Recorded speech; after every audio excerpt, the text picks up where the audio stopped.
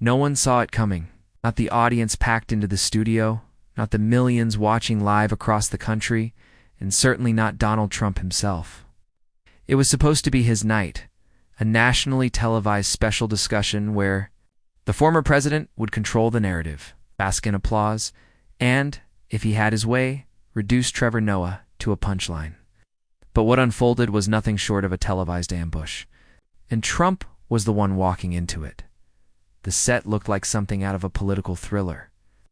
High-gloss black floors reflecting the spotlights. A towering video wall playing a slow-motion montage of campaign rallies, sound bites, and headlines.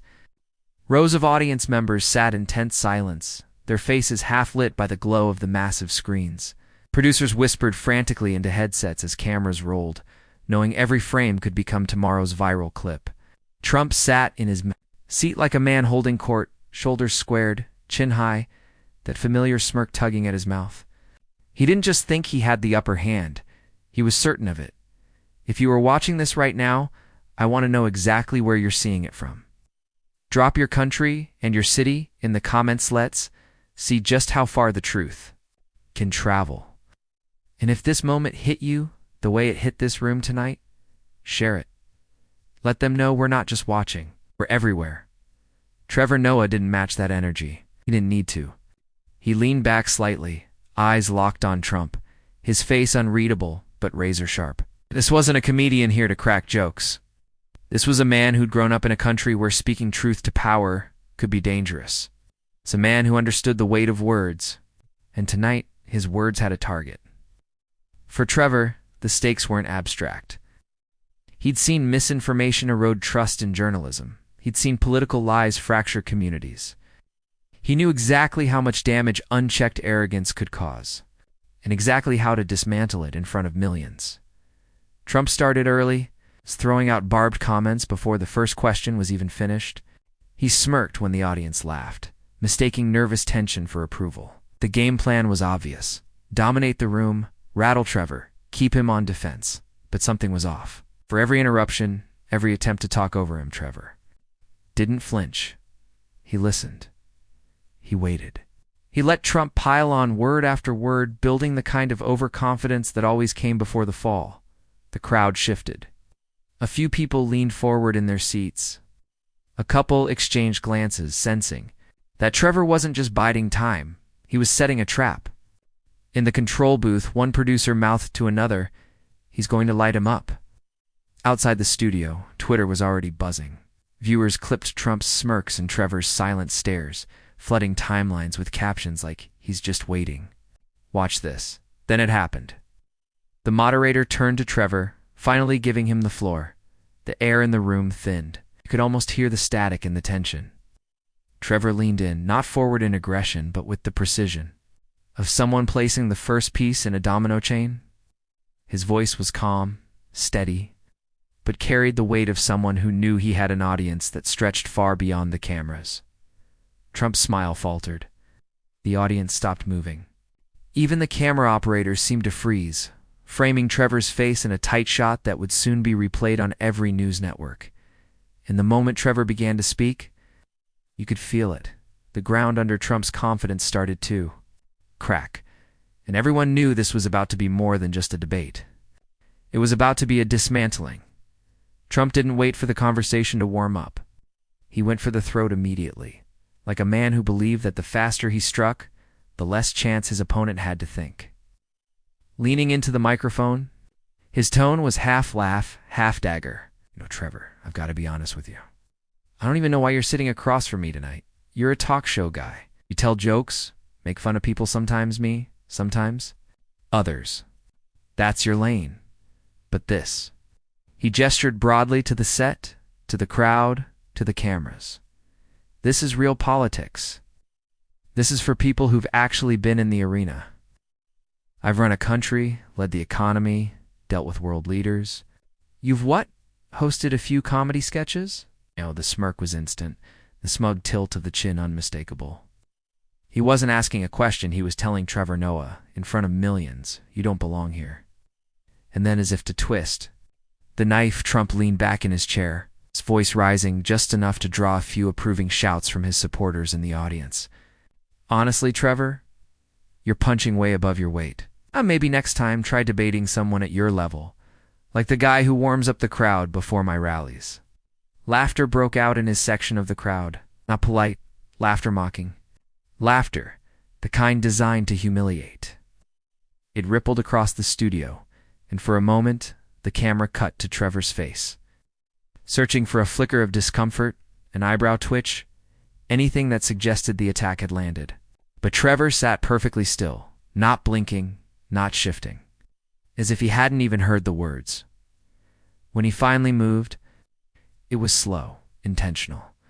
He leaned slightly forward, clasped his hands together, and spoke so calmly that the volume in the room seemed to drop a notch. "Donald," he began, with a measured tone that carried no hint of anger. "You're right, I haven't run a country. I've never sat in the Oval Office, but I've lived in a country run by people who think the way you do. And I can tell you firsthand it doesn't end well for the people at the bottom."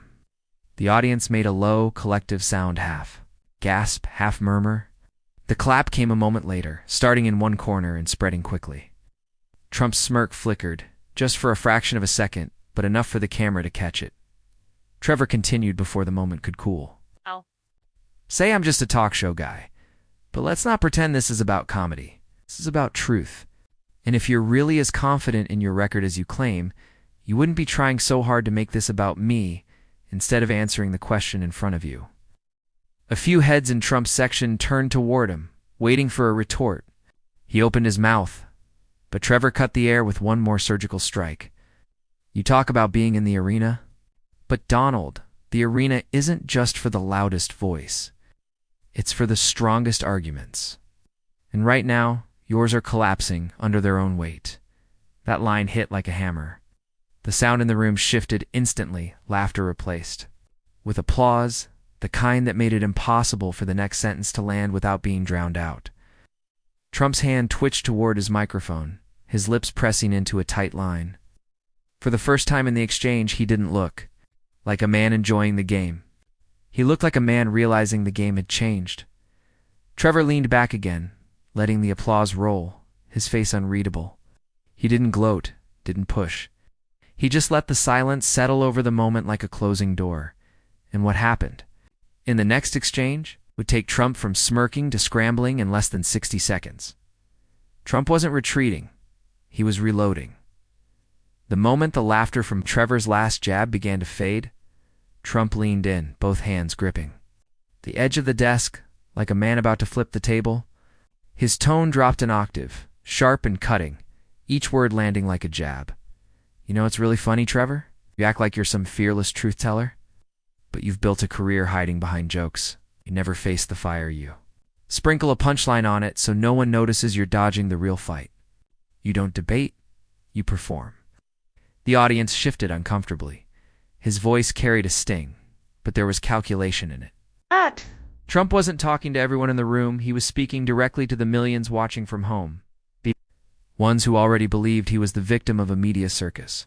"And let's be real," Trump continued, jabbing a finger across the table. "You talk about injustice, about oppression, but you've made millions doing it from a cushy studio. With celebrity guests and fancy sponsors, you've flown around the world, lived better than 99% of Americans, yet you pretend you know what it's like to be one of them. You're selling a story, Trevor. You've been cashing the checks." Gasps echoed through the studio. Some in the audience clapped. Others sat frozen. This was no longer a polite TV back and forth. It was a gut punch in front of a live audience. Trump aiming straight for Trevor's credibility. Trevor didn't flinch, not once. He waited for the last ripple of noise to fade, then leaned forward, almost smiling, not a grin of mockery, but one of quiet, measured confidence. His voice came out calm, almost conversational. "You know, Donald, it's interesting. You say I hide behind jokes, but I've never told one that costs people their homes, or their health care, or their safety. At least my performances don't bankrupt small businesses or divide families at dinner tables." The audience broke into a low rumble, half gasps, half applause before Trevor held up a hand, silencing the noise. You talk about my comfort like it's a crime. Yes, I've been lucky. But luck doesn't blind you to reality. In fact, it makes you see it clearer, because you know not everyone gets the same hand you did. And the difference between you and me is simple. I use my position to hold people accountable. You used yours to make yourself untouchable. Trump's expression hardened, but Trevor wasn't finished. His voice lowered to a slow, deliberate pace, the kind that makes the whole room lean in. Donald, the truth doesn't get weaker just because you call it unfair. And the people who've been listening to you for years, they don't need me to tell them what you've done. They've lived it. The camera caught a flicker, Trump's jaw tightening, his gaze darting briefly toward the crowd. For a split second, it wasn't the confident showman on display. It was a man calculating how much ground he'd just lost. The audience was shifting. Now, not just physically in their seats, but emotionally. Whispers spread, eyebrows lifted, heads turned toward Trevor with a kind of slow-blooming respect. It wasn't loud applause yet. The tide had started to turn, and that's when Donald Trump decided to make the move that would shatter his own argument. And he had no idea it was coming. Trump's eyes glinted with that dangerous mix of showman's confidence and predator's patience. He turned slowly toward Trevor. The kind of slow turn that makes the whole room lean forward without even realizing it. Then, in a tone dripping with challenge, he said, "All right, Trevor, let's see if you're more than a punchline machine. I'm going to give you something. No cue card, no teleprompter, no clever writers can save you from. Answer this." Right. Now, without stalling, the air in the studio tightened. Every camera zoomed in. Even the crew seemed to stop moving. What was the exact U.S. unemployment rate in February 2020? Before COVID and the GDP growth for that same quarter? Exact numbers. Don't dance around it. Don't joke. Just facts. If you're wrong, you admit you're just another talk show clown with no clue how the real world works. A ripple of ooze ran through the audience, half disbelief, half anticipation. This wasn't just a question. It was a trap. A public execution setup. It's a kind where one wrong answer plays on a loop in memes for weeks. Trump's smirk said it all. He was betting Trevor would choke. But Trevor didn't flinch. No darting eyes. No awkward pause. He just sat back, one hand resting lazily on the desk, and smiled like he'd been waiting for this exact moment. 3.5% unemployment, Trevor said, his voice steady, slicing through the tension like a scalpel. Lowest in half a century. GDP growth that quarter, 2.4% annualized, which, by the way, is lower than the 2.9% you mocked under Obama, calling it, and I quote, a disaster. The reaction was instant. A low gasp, then laughter not at a joke, but at the surgical precision of the answer. Trump's smirk twitched, almost imperceptibly, like the first crack in a marble statue. Trevor wasn't done. He leaned forward now, voice dropping into that deliberate, almost dangerous calm. But since we're playing pop quiz, Donald, your turn. How much did the federal deficit rise under your administration before COVID even touched our shores? Trump's jaw tightened. His eyes darted just for a second, like he was searching the air for numbers that wouldn't come. Trevor didn't wait. Before a single lockdown, before a single stimulus check, you like to quiz people to make them look small. But the thing about facts, they don't care about ego. They're written down permanent. Stunned silence gripped. The room then broke like glass as the first clap echoed, then another, then a rolling wave of applause and shouts. Audience members were on their feet. The control room camera caught one woman covering her mouth, eyes wide like she'd just seen someone walk on water, and Trump? He sat there, still silent, that famous comeback machine stalled mid-gear, and Trevor leaned in just enough for the microphone to catch the next 7 words that would replay online millions of times by morning, words that didn't just sting. They branded. Trump's voice had that forced cheerfulness, Nautha, kind of tone a gambler uses after losing 3 hands in a row, but pretending the night's still his. He leaned back, plastering on a smirk that was starting to look more like a grimace. All right, Trevor, you've had your little moment. Cute numbers. Nice delivery. But here's the thing, Americans don't sit around memorizing unemployment rates. They care about leadership. Winning, making America respected again. And that's what I did. Everybody knows it. It was smooth on the surface, but you could hear the hairline fractures underneath. The words weren't landing with the weight they had 20 minutes ago. He was dodging, swerving out of the lane he himself had set. Trevor didn't pounce right away. He let the silence breathe, let the audience stew in the obvious evasion. Then, softly, almost conversationally, he said, "Interesting. Numbers made you look good. They were proof you were the best. But when they don't, suddenly they're irrelevant. Convenient." The audience reacted instantly. It's not just laughter with an edge, the kind that carries a hint of, "Oh, he caught you." Trump's jaw tightened. "Listen, I'm not here to debate a comedian. You tell jokes? I built an empire." Trevor tilted his head, smiling like a cat that just heard the canary flutter. "An empire? With 6 bankruptcies?" The room cracked. Open, gasps, laughter, and a wave of murmurs. Trump leaned forward now, speaking faster, as though speed could drown the sound of the blow he'd just taken. "That's the fake news version, and you know it." Trevor didn't blink. "No, Donald, that's the court-documented version. Your signatures are on the filings. You can't fake ink." The reaction was volcanic cheers, whistles, a few. People literally standing up. The camera caught one man in the front row mouthing, "Wow." And that's when Trevor turned his body toward the audience, not to Trump, and said, "Here's the thing about truth. It doesn't need a podium or a title, whether it comes from a president or a comedian. The facts don't change. The only thing that changes is who can handle them." Trump's smirk was gone now. His breathing had quickened, his hands gripping the armrest just a little too tightly.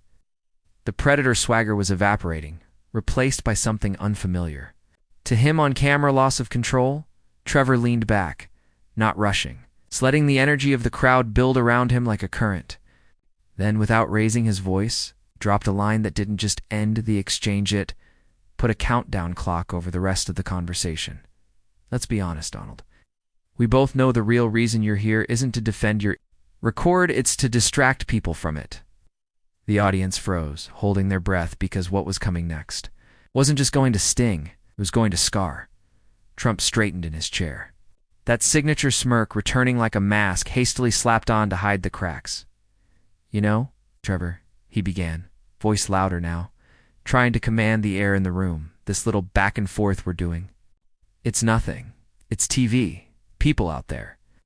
They don't care about your fancy words or your little facts. They care about winning.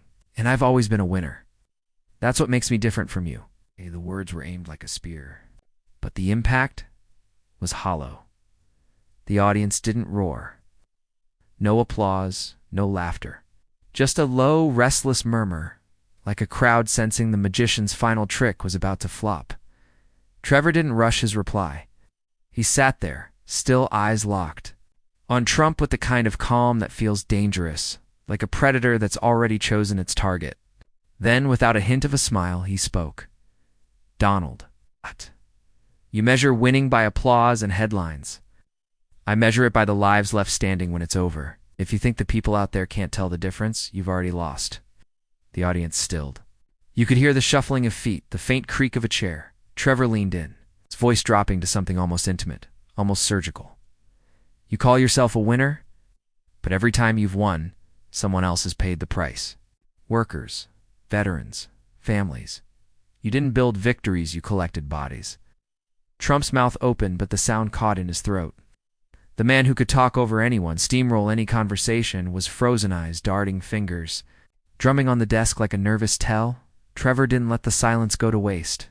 He turned slightly toward the audience, speaking as if confiding in them, but loud enough for the cameras to carry every syllable. "You've spent years turning the truth into a prop, but the thing about props, Donald, when the show's over, they get thrown away." That was it. The detonator. The line that didn't just burn, it scorched. The audience exploded, chairs scraping, people standing, clapping, shouting over each other. Some were laughing in disbelief, others cheering like they'd just seen the winning goal in overtime. The camera caught Trump in that moment, his jaw tight, nostrils flaring, smirk gone entirely. Trevor leaned back, calm as ever, almost bored. As if he'd just closed a book he'd read 100 times before. And then, before the cheering even died down, something happened that no one in that room was ready for. Trump sat frozen. Like a man who'd just been handed a verdict he never saw coming, the swagger was gone. The shoulders that once leaned forward in dominance now sagged under the weight of silence. He looked around not for the cameras, not for the audience, but for an escape. There wasn't one. For a split second, the studio was so quiet you could hear the faint hum of the lights. Then, in that stillness, Trevor leaned forward, not smiling, not gloating, but looking at Trump the way a surgeon might look at a patient before delivering the hard truth. In the end, Trevor began, voice low but carrying like a blade slicing. Through the air, truth doesn't need to shout, doesn't need to bully, it doesn't hide behind crowds or slogans.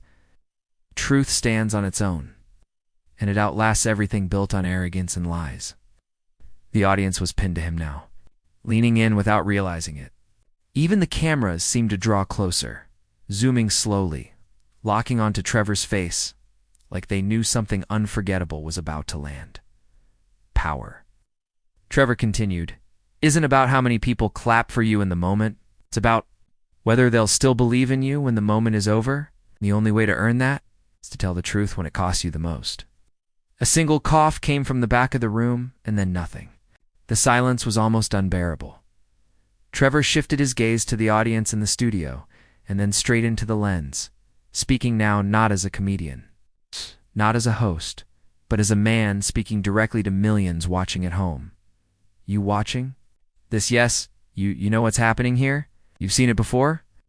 Leaders who talk like kings, but crumble when the questions get real, and every time they're counting on you to forget. Don't. A rumble of applause started, hesitant at first, then rolling like thunder as more people stood.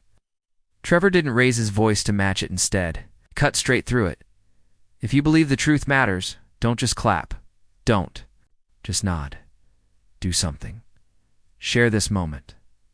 Talk about it, 'cause silence. He paused, locking eyes with the camera, is how they win. The shot widened. The crowd roared now on their feet. Ow. In the far corner, Trump sat, stiff eyes fixed downward, his hands gripping the edge of the desk, as if holding on to whatever was left. And for everyone watching, in that final frame, there was no doubt this wasn't just a debate. This was the night, the room, and the story belonged to Trevor.